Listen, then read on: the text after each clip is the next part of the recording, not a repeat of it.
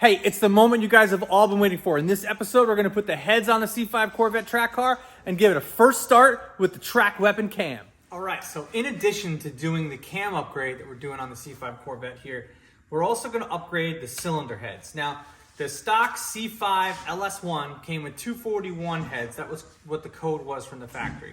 These are 243 heads. These you'd find on the Z06 version of this Corvette, the LS6. And this has some other upgrades on top of just being heads. The regular heads had beehive springs, just like the 243 heads, but these valves have been upgraded to dual valve springs with titanium retainers. These dual springs will be able to handle a lot more lift. Now, I'm not pushing a ton of lift on this cam. It's still under 600 lift, but this will give us more reliability as we're gonna be driving this thing a lot. And I'm not gonna wind it out over 6,500 RPM anyway, so these are gonna be a great upgrade. In addition to that, they say that just by upgrading the cylinder heads from LS1 to LS6 heads will net you about 15 horsepower to the wheels. But you can't see the difference here, but these heads have also been milled 25 thousandths. So that should add another 10 to 15 wheel horsepower as well, in addition to what we're doing with the cam. The main difference between the two cylinder heads here is that these heads flow a lot better than these, and the chambers are smaller, so you're actually gonna get a slight bump in compression. You'll get a bump in a 0.5 to 1 compression, whatever your compression was before. So if I was 10 to 1 compression on a stock LS1 head, I would go to 10.5 to 1 compression with an LS6 head, and then now that it's milled 0.025, it's actually going to be 11 to 1 compression when it's all said and done. So it should net some good gains, and 11 to 1 compression, we still should be able to run 93 octane in this thing all the time. Test fit the head out. There's one. It is a multi-layer steel, but it's not a thick one. I don't want to lose compression on this puppy. We're not making a boosty car.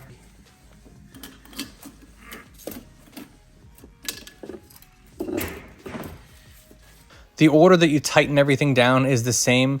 However, the torque specs are going to be different depending on which head bolts that you have. So you just have to check with your manufacturer specifications before you go ahead and tighten everything down.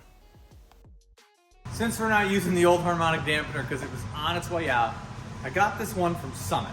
Now this thing is awesome whether you're using it in a keyed application like you're using with a supercharger or just throwing it on. And it's a really good piece, especially for a track car, and it was really inexpensive too. So if you're looking, Summit Racing has good harmonic balancers. They do recommend, if you're not going to use an install tool, to stick this in an oven at 250 degrees for like 15 minutes to expand it a little bit. So I have the oven preheated just in case that doesn't work, but I have an install tool which we're going to use now to try to get it on. This is an LS specific harmonic balancer install tool. I'll put a link to this in the description below. You can get it on Amazon. I think it was like 35, 40 bucks. I've used it multiple times and it still holds up great. So what we do is we're gonna put the harmonic balancer on, we're gonna thread this in, and then push it together. So you'll see how that works. You stick it like that, right there, right?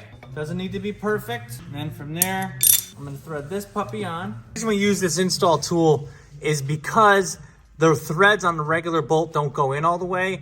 You'll strip it out and then your engine, it will be screwed. So this threads in all the way in through. Then you tighten this down. And I have this plate here that I have from another install kit. But really anything you can get, big washers to kind of go around it will work. So then we just have, once that's on, this gets tightened up to it, make it nice and straight. And then we just start turning this with a wrench and put it on. In case you were wondering, because I didn't drop the oil pan, I didn't really have to align the harmonic balancer when I put it back on, and the timing cover just kind of went right where it was supposed to go. So everything kind of worked out fine there.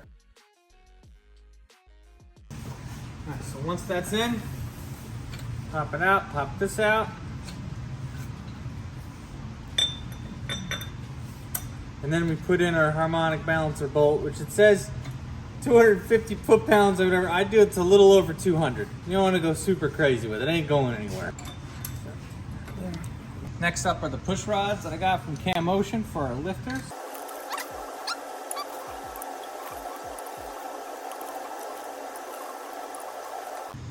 Then we got our rockers. We're not gonna tighten these down all the way. I'm just gonna put them on to get them on.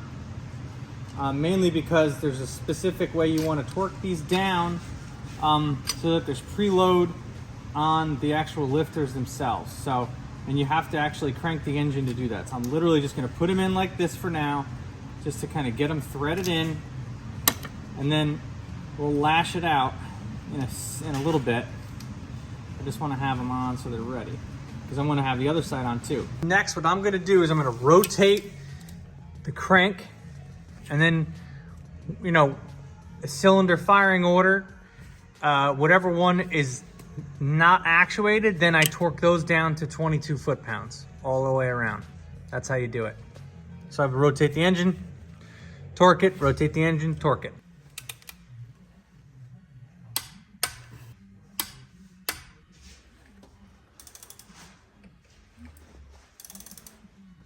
All right, with all those torqued down to 22 foot-pounds, I can go ahead and put the valve covers on. I don't really want to, because they look so nice with those dual cone valve springs and titanium retainers. Looks very nice. Now that I have that done, I'm gonna put the steering rack back in because it's a pain in the ass to turn that bolt with the rack in. So let's do that. All right, not gonna touch on how to put everything together because we took it all apart together. But the main thing that I am gonna tell you guys is make sure to put the high pressure power steering hose on before you put the water pump on. It's easy to access here, but once you put that water pump on, it's gonna be a real pain in the butt to get to. Obviously it can be done, it's just you don't wanna do it that way if you don't have to. I did actually delete the EGRs. So I just made a block off plate. It's not pretty, but it'll work. Just gonna stick it over that with a gasket and that should do the trick.